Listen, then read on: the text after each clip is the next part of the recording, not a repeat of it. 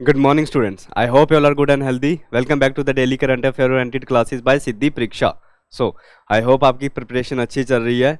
CUCT examination है, निकल जाएगा, टेंशन नहीं लेनी. प्रिपेयर करो, वीडियोस देखो, निकल जाएगा. ठीक है. ये शॉर्ट वीडियोस हमने इसीलिए रखी हुई है. सिर्फ इस वीडियोस का एक ही मकसद है कि बेसिकली थोड़े इंटरवल ऑफ टाइम में, एक दिन में आप 15 से 20 मिनट निकाल सकते हो. उस थोड़े से इंटरवल ऑफ टाइम में आपको कंटेंट ऐसा मिल जाए ताकि आपके एग्जाम में वो जीके का क्वेश्चन रिफ्लेक्ट होकर आ जाए. और वो पुराने पेपर्स में भी आया है. ठीक है. और उन्हीं क्वेश्चंस को, जो क्वेश्चंस एग्जाम्स में आ रहे हैं ना, वैसे ही देखते हुए आपके लिए लेक्चर्स को डिजाइन किया जा रहा है. राइट. सो क्लास को स्टार्ट करते हैं. अब आई होप कि जो मैंने आपको कल क्वेश्चन दिया था, आपने वो क्वेश्चन का आंसर कमेंट बॉक्स में किया होगा. और अगर नहीं किया है तो फिर भी मैं आपको आंसर बता देता हूं कि आंसर क्या है. अब ये जो मैंने कल आपको आंसर दिया था, ये एज इट इज मैंने प्रीवियस ईयर क्वेश्चन से उठा के दिया था.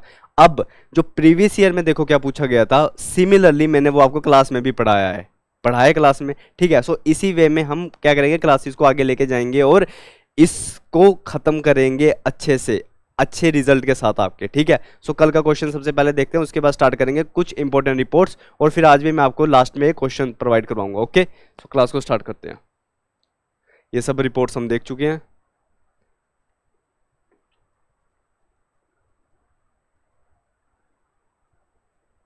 सो ये क्वेश्चन था आपके लिए. राइट. क्वेश्चन को रिपीट करता हूं. ठीक है. आप अभी भी नीचे आंसर कर सकते हो इसका. ठीक है. सो क्वेश्चन क्या था, क्वेश्चन था जो मैंने कल आपको दिया था. क्वेश्चन बोल रहा था कि जब भारत रत्न 1954 में आया था और Bharat Ratna highest civilian award था, तो 1954 के अंदर भारत रत्न सबसे पहले किन 3 ग्रेट पर्सनैलिटीज को मिला था, और इन ऑप्शंस में से एक ऐसे पर्सनैलिटी है जिनको भारत रत्न नहीं मिला था. अब वो कौन है? आई होप आपने आंसर इसका किया है. अब इसका आंसर है, आंसर नहीं भी किया तो इस क्वेश्चन को याद रख लेना कि जो सबसे पहले 3 ग्रेट पर्सनैलिटीज थे जिनको अवार्ड मिला था भारत रत्न, वो कौन थे?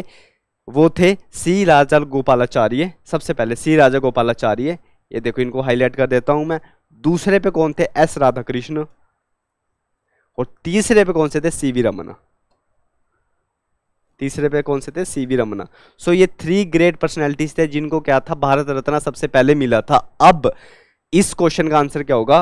ऑप्शन नंबर डी, क्योंकि भगवान दास उस लिस्ट में ऐड नहीं थे. आप एक बार फोटोज देख लीजिए इनकी. ये थे फेमस ग्रेट पर्सनैलिटी. कौन से? सी राजागोपालाचार्य, एस राधाकृष्ण, ऐसे सीवी रमन. ये 3 ग्रेट पर्सनैलिटी है जिनको 1954 में सबसे पहले भारत रत्न से सम्मानित किया गया था. राइट. आई होप ये क्वेश्चन आपको समझ आया है. ऐसे ही क्वेश्चंस आपके एग्जाम में रिफ्लेक्ट होंगे. ओके. और अब आज की रिपोर्ट्स को स्टार्ट करते हैं. सो आज की जो सबसे पहली और सबसे इंपॉर्टेंट रिपोर्ट आती है, वो आती है कि एक रिपोर्ट पब्लिश हुई है. उस रिपोर्ट में यह बताया गया है कि बेसिकली जो कुकिंग कोयल होता है, हम उसको, देखो, कोयल होता है, कोयल का मतलब कोयला. अब India as a large country, India में ही कोयल प्रोड्यूस हो रहा है, उससे अपनी कंजप्शन को पूरा कंप्लीट नहीं कर सकती फुली. सो हमें कुछ कोयला बाहर से भी एक्सपोर्ट करवाना पड़ता है. द कंट्रीज, फॉरेन कंट्रीज से. वो कंट्रीज कोई भी हो सकती हैं. ठीक है. अब इस रिपोर्ट में क्या बताया गया? इस रिपोर्ट में बताया गया है कि वो कौन सी फॉरेन डोमिनेटिंग कंट्रीज हैं जिनका प्लेस टॉप पे रहा है जब हमने बाहर से कोयल एक्सपोर्ट करवाया है. राइट. सो रिपोर्ट का नाम है, रिपोर्ट आई है कुकिंग कोयल के ऊपर इंडिया की, कि इंडिया बाहर से कौन सी ऐसी कंट्रीज है जिससे सबसे ज्यादा एक्सपोर्ट करके इंडिया में इंपोर्ट करवाता है. क्या इंपोर्ट करवाता है? कोयला इंपोर्ट करवाता है. सो रिपोर्ट के अनुसार इंडिया सबसे ज्यादा कोयल इंपोर्ट कहां से करवा रहा है? ऑस्ट्रेलिया से. कहां से करवा रहा है? ऑस्ट्रेलिया से. ऑस्ट्रेलिया डोमिनेटिंग फैक्टर रही है नंबर 1 पॉइंट पे.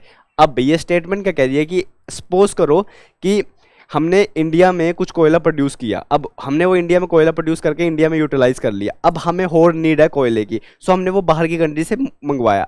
सपोज कि हमने 100%, कोई भी चीज़ 100% होती है, अब हमने 100% इंपोर्ट करके मंगवाया बाहर से. अब हम अगर 100% इंपोर्ट करके बाहर से कोयला मंगवा रहे हैं ना, उस 100% में 60%, मतलब मैक्सिमम हम कोयला कहाँ से मंगवा रहे हैं? ऑस्ट्रेलिया से मंगवा रहे हैं. ये पॉइंट आपको याद रखना है, क्योंकि एग्जाम में हो सकता है कि इंडिया, एग्जाम में क्वेश्चन कैसा आ सकता है कि इंडिया कुकिंग कोयल, which of the following given countries में से सबसे ज्यादा कुकिंग कोयल इंडिया इंपोर्ट करवा रही है. सो पहले पॉइंट पे कौन है? ऑस्ट्रेलिया. सो पहले पे ऑस्ट्रेलिया, दूसरे पे अमेरिका है और तीसरे पे रशिया है. अब ये जो रशिया तीसरे नंबर पे है ना, रशिया ने कनाडा को पीछे छोड़ा है और रशिया खुद तीसरे नंबर पे आ गया. राइट. सो ये था रिपोर्ट के बारे में. इससे ज्यादा रिपोर्ट के बारे में ध्यान नहीं रखना. कुकिंग ऑयल की रिपोर्ट आई है और सबसे ज्यादा डोमिनेटिंग कंट्री कौन सी रही है इंपोर्ट के मामले में? सबसे ज्यादा कौन सी रही है? ऑस्ट्रेलिया। ऑस्ट्रेलिया से हमने सबसे ज्यादा क्या करवाया है? इंपोर्ट करवाया, क्या? कोयला। अब कोयले के बारे में थोड़ा सा जान लेते हैं। देखो, अगर किसी भी चीज के बारे में पढ़ रहे हैं ना, मार्क दिस पॉइंट, उसका बैकग्राउंड आपको पता होना चाहिए, क्योंकि एग्जाम में क्वेश्चन कहीं से भी आ सकता है। अब ज्योग्राफी से ये क्वेश्चन निकल के आ सकता है कि बेसिकली कोयल जो होता है ना, कोयल के कितने टाइप ऑफ पार्ट्स होते हैं, या फिर इंडिया में कोयल के डिपॉजिट्स कहाँ कहाँ पे है, ये पॉइंट आ सकता है कि इंडिया में, क्योंकि देखो कोयल रिपोर्ट आई है 2023। अब कोयल एक हाईलाइटेड पॉइंट बन चुका है। सो ये क्वेश्चन में पूछा जा सकता है कि इंडिया में कौन सी ऐसी स्टेट्स है जहाँ से सबसे ज़्यादा कोयल के, जहाँ पे सबसे ज़्यादा कोयल के डिपॉजिट्स है, राइट? आ सकता है क्वेश्चन। अब हम देखते हैं कि कोयल इंडस्ट्री के बारे में थोड़े से पॉइंट जान लेते हैं कि कोयल क्या होता है, कोयल के टाइप्स क्या होते हैं, और इंडिया में सबसे ज़्यादा कोयल कहाँ से आता है। ये बहुत इंपॉर्टेंट है, ठीक है ना। अब आपको ये जान के बहुत ही ज़्यादा अच्छा लगेगा, वैसे आपने पढ़ा होगा ज्योग्राफी में कि कोयल जो है ना, कोयल के बेसिकली 4 टाइप्स होते हैं। अब किसी भी चीज़ के टाइप्स होते हैं, किसी चीज़ पे वो टाइप्स बने होंगे ना। सो कोयल के सबसे ज़्यादा टाइप्स, मतलब कोयल के 4 टाइप्स हैं, और उन 4 टाइप्स किसके बेसिस पे वो 4 टाइप्स है? वो है कार्बन कंटेंट के बारे में, कि उसके अंदर कितना ज़्यादा कार्बन कंटेंट होगा, कार्बन कंटेंट कितना होगा। अब सबसे पहले कोयल का टाइप आता है एंथ्रासाइट। सबसे पहले कौन सा है? एंथ्रासाइट। अब एक चीज़ को कीप इन माइंड रखना कि मैंने जैसे जैसे इन पॉइंट्स को मेंशन यहाँ पे किया हुआ है ना, वैसे वैसे इनकी हायरार्की भी लाई करती है। जैसे कि ऐसे इनकी हायरार्की है। सबसे बेस्ट जो कोयला होता है ना, वो एंथ्रासाइट होता है। दूसरे नंबर पे जो बेस्ट कोयला होता है वो बिटुमिनस होता है। तीसरे पे लिग्नाइट, और फिर फोर्थ पे पेट। ऐसे ही इनकी हायरार्की लेवल है। इनका हायरार्की लेवल ऐसा क्यों सेट हुआ मैं बताता हूँ, क्योंकि जो सबसे पहले एंथ्रासाइट होता है, एंथ्रासाइट के अंदर सबसे ज़्यादा हाई कैलोरीफिक वैल्यू होती है एंथ्रासाइट की। हमें 2 पैरामीटर पे देखना है, हाई कैलोरीफिक वैल्यू होती है, और जो इसके अंदर कार्बन कंटेंट होता है वो मैक्सिमम कार्बन कंटेंट होता है। आप देख सकते हो कितना है वो, 80 से लेके 95 तक, 80 to 95 तक इसमें क्या होता है? कार्बन कंटेंट होता है। अब ये इंडिया के अंदर बहुत ही ज़्यादा कम अमाउंट में प्रेजेंट होता है। अगर प्रेजेंट है भी एंथ्रासाइट इंडिया के अंदर, वो सिर्फ और सिर्फ कहाँ पे है? जम्मू एंड कश्मीर में। मतलब एंथ्रासाइट के डिपॉजिट सिर्फ और सिर्फ जम्मू एंड कश्मीर में मिलेंगे। Done, great. दूसरा बिटुमिनस आता है। अब बिटुमिनस के डिपॉजिट्स इंडिया में काफ़ी जगह मिलेंगे, पर बिटुमिनस के अंदर क्या होता है कि जो कार्बन कंटेंट होता है वो डिक्रीज हो जाता है। कितना रह जाता है? वो 60 से 80% के बीच में रह जाता है कार्बन कंटेंट हमारा बिटुमिनस के अंदर। और इंडिया के अंदर इसके डिपॉजिट्स कहाँ पे? इंडिया के अंदर इसके डिपॉजिट है जैसे कि झारखंड, छत्तीसगढ़, MP, वेस्ट बंगाल। ये मैंने लिखा हुआ है शॉर्ट फॉर्म से। जैसे कि जो गाड़ी के नंबर्स होते हैं ना, आपको बहुत आदत होती होगी गाड़ी के नंबर चेक करने की, ठीक है? CH चंडीगढ़ हो गया, HR हरियाणा हो गया। सो मैंने ऐसे ही मेंशन किया कि आप इसको ऐसे ही याद कर लो, JK is not Jammu and Kashmir, JK is Jharkhand. Keep it mention, JK is not Jammu and Kashmir, JK is Jharkhand. Okay, Jharkhand, West Bengal, Odisha, Chhattisgarh and MP, यहाँ पे सबसे ज़्यादा क्या होते हैं? डिपॉजिट्स मिलेंगे किसके? बिटुमिनस के। नेक्स्ट चल जाते हैं, थर्ड लेवल पे हमारे पास आता है लिग्नाइट। अब क्योंकि लिग्नाइट हायरार्की में थर्ड नंबर में है, यहाँ पे भी क्या हो जाएगा? कार्बन कंटेंट कम हो जाएगा। अब यहाँ पे कार्बन कंटेंट कितना रह जाता है? यहाँ पे रह जाता है 40 to 45% ऑफ कार्बन कंटेंट इसमें रह जाता है। अब लिग्नाइट के लिए एक इंपॉर्टेंट बात जो आप याद रख सकते हो कि जो लिग्नाइट होता है ना, ये थोड़ा सा ब्राउन कलर में होता है, ब्राउनिश कलर में, और लिग्नाइट के अंदर मॉइस्चर बहुत ज़्यादा होता है। अब जिस भी कोयले में मॉइस्चर ज़्यादा होगा ना, वो एफिशिएंसी तो कम देगा, और साथ के साथ जब उस कोयले को हम बर्न करेंगे तो वहाँ से स्मोक प्रोड्यूस होगी। मैं रिपीट करता हूँ दोबारा से कि जिस भी कोयल में मॉइस्चर कंटेंट ज़्यादा होगा वो थोड़ा लेस एफिशिएंट होगा, क्योंकि उसमें क्या होगा कि कुछ एनर्जी प्रोवाइड होगी पानी को बर्न करने में भी, और उसमें मॉइस्चर कंटेंट होने की वजह से वो स्मोक प्रोड्यूस करेगा। ये काम करता है लिग्नाइट, ठीक है? ये क्या है? लिग्नाइट है, राइट? इसमें क्या होगा? ऑफ्टन ब्राउन कलर का होता है और हाई मॉइस्चर इसके अंदर होता है, इसीलिए ये क्या होता है? स्मोक प्रोड्यूस करेगा। इंडिया में इसके डिपॉजिट्स कहाँ पे प्रेजेंट है? वो है राजस्थान, तमिलनाडु और लखीमपुर, असम। असम का लखीमपुर डिस्ट्रिक्ट है, वहाँ पे ये क्या है? प्रेजेंट है। ग्रेट। उसके बाद लास्ट पे चलते हैं। लास्ट है हमारे पास पीट, PEAT, पीट। अब पीट क्या है? पीट कोयल की 4th फॉर्म है। अब पीट को जनरली माना जाता है कि देखो कोयले की फॉर्मेशन कैसे हो रही है, किसी भी चीज़ की जब डिकम्पोजिशन हो जाती है ना, बहुत सालों तक वो सोयल के नीचे दबे रहते हैं, तो वहाँ पे कोयले की फॉर्मेशन हो जाती है। सो जब कोयल की फॉर्मेशन हो रही है, कोयल की फॉर्मेशन में जो सबसे पहले अर्ली स्टेज है ना, जो सबसे पहले अर्ली स्टेज है, उस स्टेज को पीट बोला जाता है। पीट जो कोयला होता है वो सबसे ज़्यादा लेस एफिशिएंट होता है, और जो पीट कोयले के अंदर मॉइस्चर जो कार्बन का कंटेंट होता है वो होता है सिर्फ 40%। 40% है, 40% से भी कम कार्बन कंटेंट होगा, कैलोरीफिक वैल्यू भी कम होगी इसकी, और इसको जनरली बोला जाता है कि ये फर्स्ट ट्रांसफॉर्मेशन स्टेज है जब एक वुड से कोयला बन रहा होता है, ठीक है। आई होप आपको कोयल और कोयल के 4 टाइप्स पता लग गए। अब इसके बाद हम देख लेते हैं कि इंडिया के अंदर कोयला सबसे ज्यादा कहाँ पे प्रेजेंट है, डिपॉजिट्स अगर उसके देखे जाए, किसके, कोयल के। अब जब कोयल के डिपॉजिट देखे जाते हैं तो सबसे पहले नंबर पे आती है हमारे पास झारखंड। झारखंड में सबसे ज्यादा कोयल के डिपॉजिट्स हैं, ये देखो झारखंड में सबसे ज्यादा कोयल के डिपॉजिट हैं। उसके बाद ओडिशा, ओडिशा को फॉलो करते हुए छत्तीसगढ़, उसके बाद वेस्ट बंगाल एंड फिर मध्य प्रदेश, ऐसे हैं। ठीक है, ये देखो ऐसे होती है कोयल के जो डिपॉजिट्स होते हैं ना, वो ऐसे होते हैं। ये बड़े बड़े क्रैशर्स होते हैं, क्रैशर्स की इनकी बहुत बड़ी हाइट्स होती है क्रैशर्स की। अगर आपको कभी टाइम मिले तो अगर आप कभी गए झारखंड की तरफ या तो कभी क्रैशर देखना, ये बहुत बड़े होते हैं, ह्यूज होते हैं। सो ये क्रैशर्स हो गए, ऐसे कोयला होता है, ये हमारी वो होती है डिपॉजिट्स। तो सबसे ज्यादा डिपॉजिट्स कहाँ पे, झारखंड में, ये याद रख रहे क्वेश्चन आ सकता है। उसके बाद चलते हैं हम अगली रिपोर्ट के बाद। सो पहली रिपोर्ट कुकिंग ऑयल को लेकर डन हो गई। दूसरी रिपोर्ट हमारे पास आती है हेनरी पासवर्ड इंडेक्स। अब हेनरी एंड पार्टनर एक कंपनी है, ठीक है, प्राइवेट कंपनी है। अब ये प्राइवेट कंपनी क्या करती है, ये देखती है कि किस कंट्री के पासपोर्ट सबसे ज़्यादा पावरफुल हैं। पावरफुल इन द सेंस, कौन सी कंट्री के पासपोर्ट इतने ज़्यादा पावरफुल हैं कि आपने एक बात सुनी होगी, अराइवल ऑन वीज़ा। जैसे कि आपको कहीं जाना है, राइट, मेरे को सपोज कि मैं इंडिया में हूँ और इंडिया में रह के मुझे दुबई जाना है, ठीक है। सो कुछ स्पेशल कंडीशंस के अंदर आपको अराइवल वीज़ा की कंडीशंस अगर आप फुलफिल कर रहे हो तो आपको वो मिल जाएगा। मतलब कि आप दुबई में जाके भी आप वीज़ा के लिए अप्लाई कर सकते हो कि आपको ना अर्जेंटली जाना है कहीं पे, ठीक है। सो ये बताता है कि आपका पासपोर्ट कितना ज़्यादा स्ट्रोंग है। अब इस पासपोर्ट इंडेक्स में इंडिया की क्या रैंकिंग आई है, टॉप रैंकिंग क्या रही है, हमें ये जानना होगा, ठीक है। सो हेनले पासपोर्ट रिपोर्ट है जो इंडेक्स है, किसने इसको निकाला है, इसको निकाला एक प्राइवेट कंपनी ने। हेनले से हेनले याद रखना, किसने निकाला है, हेनले और प्राइवेट कंपनी ने ही इस रिपोर्ट को निकाला है, राइट। अब इसमें रैंकिंग देख लेते हैं। अगर रैंकिंग देखें तो रैंकिंग देखते हुए सबसे ज़्यादा आज के टाइम में जिस कंट्री का सबसे ज़्यादा स्ट्रोंगेस्ट पासपोर्ट है ना, सबसे ज़्यादा स्ट्रोंगेस्ट है, वो है फ्रांस। तो पहली पोजीशन पे कौन है, फ्रांस।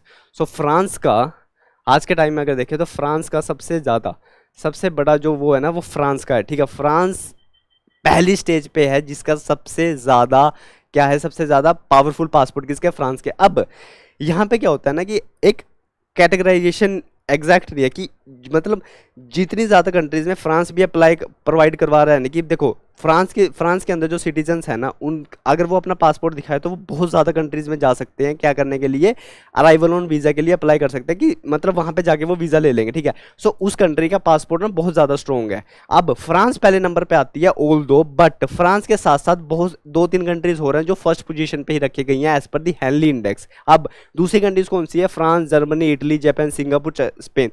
इन 5 कंट्रीज का ना बहुत ज़्यादा पावरफुल इंडेक्स है। आपको सारे के सारे नाम याद नहीं रखने, मैं बोलूँगा बिल्कुल भी नहीं रखने।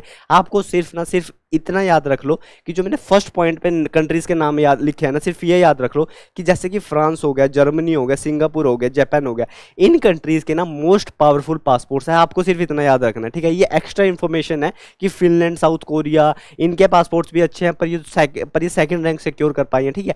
आपको सिर्फ ये याद रखना है कि फ्रांस, जर्मनी, ये राइट। इसके बाद जो पॉइंट आपको याद रखना है वो याद रखना है कि इंडिया की क्या रैंकिंग है। सो एज पर जाए कि इंडिया की क्या रैंकिंग है, सो इंडिया ने रैंक किया है इस हेनली पासपोर्ट इंडेक्स में। इंडिया की जो रैंकिंग है वो है 80। अब इंडिया 80th पोजीशन पे है, मतलब कि ये करेंगे पासपोर्ट देखेंगे हर कंट्रीज का, इंडिया को रैंक मिली है 80। इंडिया के साथ साथ उज्बेकिस्तान भी है जिसको 80 ही रैंक मिली है। जैसे कि मैंने पहले बोला था कि फर्स्ट रैंक पे एक से ज़्यादा कंट्रीज क्या है, स्टैंड कर रही हैं, राइट।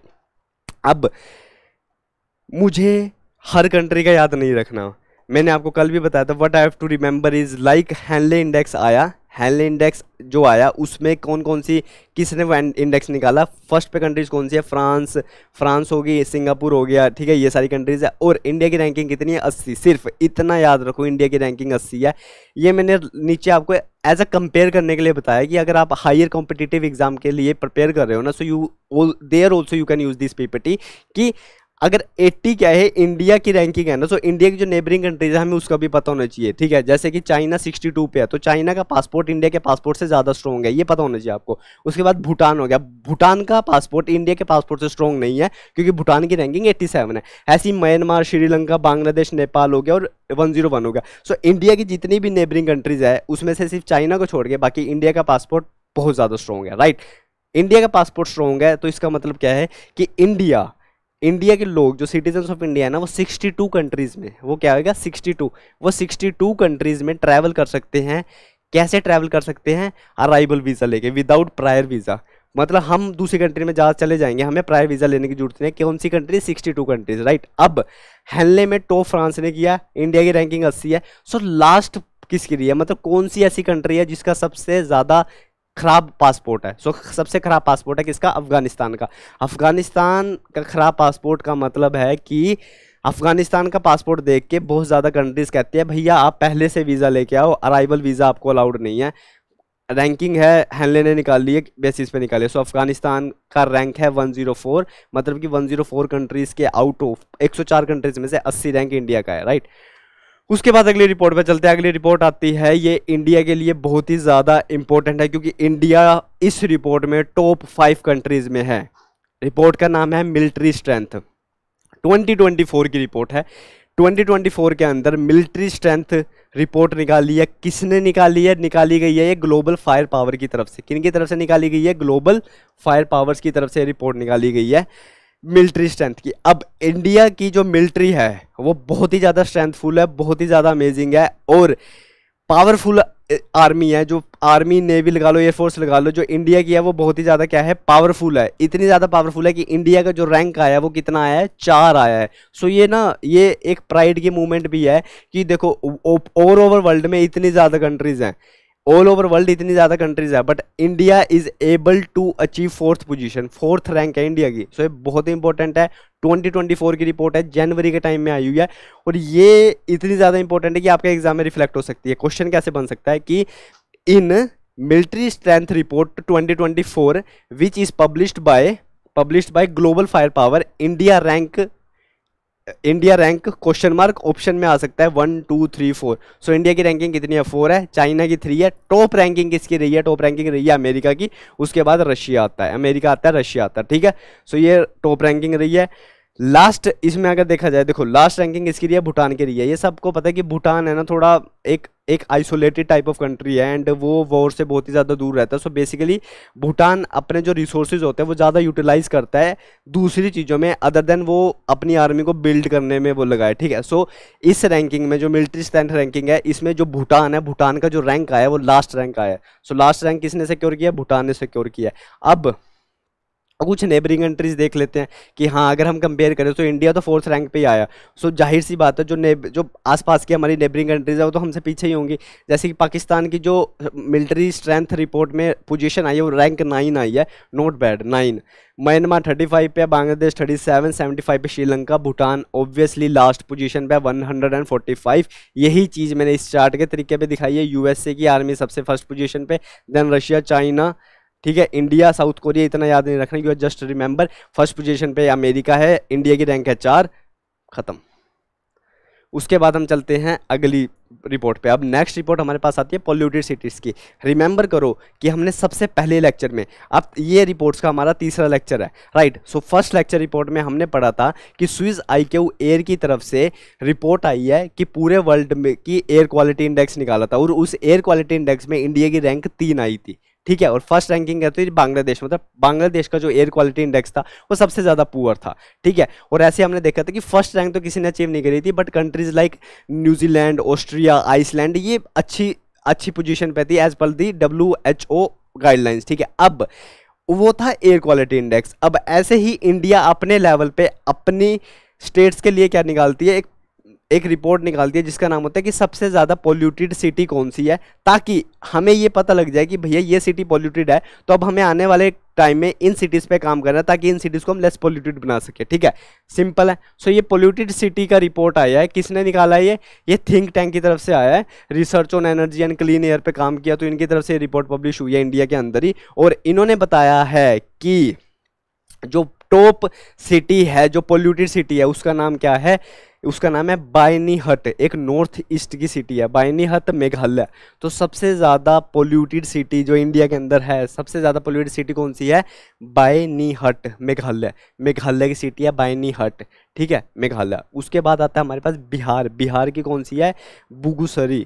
ऐसे ही नोएडा, ग्रेटर नोएडा आता है, जहाँ कहाँ का? यूपी का, ठीक है। ये 3 टॉप स्कोरर्स है, आपको ये याद रखना है। और एक और एडिशनल पॉइंट आप याद रखना कि बेसिकली जो इंडिया के अंदर टॉप 50 सिटीज़ हैं जो पोल्यूटेड है, उन 50 सिटीज़ में से जो सबसे ज़्यादा जिस स्टेट की पोल्यूटेड सिटीज़ है ना वो है 18, किस में से, बिहार से। मतलब कि इंडिया के अंदर बिहार स्टेट की सिटी सबसे ज़्यादा पोल्यूटेड है, क्योंकि जो ये सर्वे हुआ है 50 से ज़्यादा सिटीज़ पे है, और जो 50 से ज़्यादा सिटीज़ थी ना उनमें से 18 सिटी तो अकेला बिहार की निकली है, 8 हरियाणा की निकली हैं, और 8 ही कहाँ की निकली है, राजस्थान की निकली है। ठीक है, इतना ज़्यादा डिटेल में याद रखने की जरूरत नहीं है। रिमेंबर रखो कि जो पोल्यूटेड सिटी है ना, सो इंडिया की जो सबसे पोल्यूटेड सिटी है वो कौन सी है, बायनीहट, BYNIHT, बायनीहट मेघालय। ठीक है, दूसरे पे ऐसे बिहार की है, तीसरे पे ग्रेटर नोएडा यूपी की है। राइट, अब सबसे गंदी, मतलब सॉरी गंदी is kind of a bad word, but सबसे पोल्यूटेड सिटी अगर मेघालय की है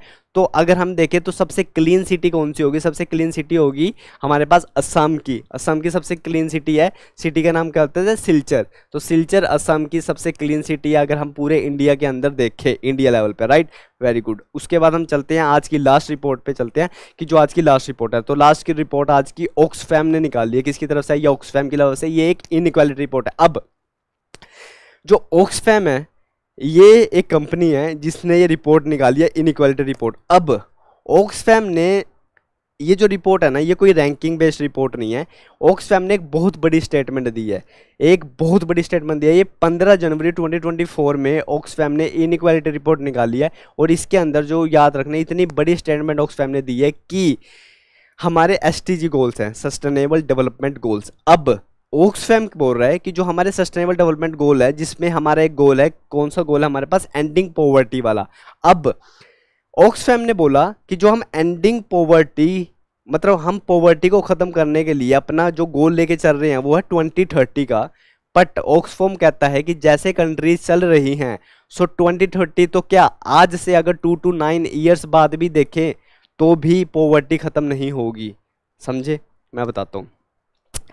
सस्टेनेबल डेवलपमेंट गोल हुए हैं कि हमें 17 गोल अचीव करने हैं 2030 तक।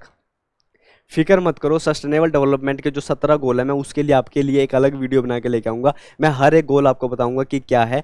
मैं एग्जांपल दे देता हूँ। गोल्स है जैसे कि 0 hunger, eradication to poverty, 0 untouchability, the sea, life under the sea, life on the land, ऐसे करके कुछ गोल्स हैं हमारे जिनको हमें अचीव करना है 2030 तक। अब ऐसे ही हमारा एक गोल है, SDG गोल है, जो है पॉवर्टी को कम करना।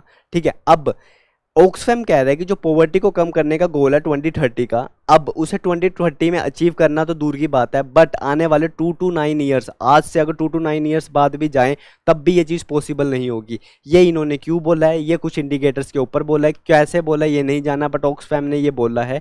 ठीक है, इनइक्वालिटी रिपोर्ट को निकालने वाली कौन सी ऑर्गेनाइजेशन है, ऑक्सफैम है, इतना याद रखना है, डेट्स इट।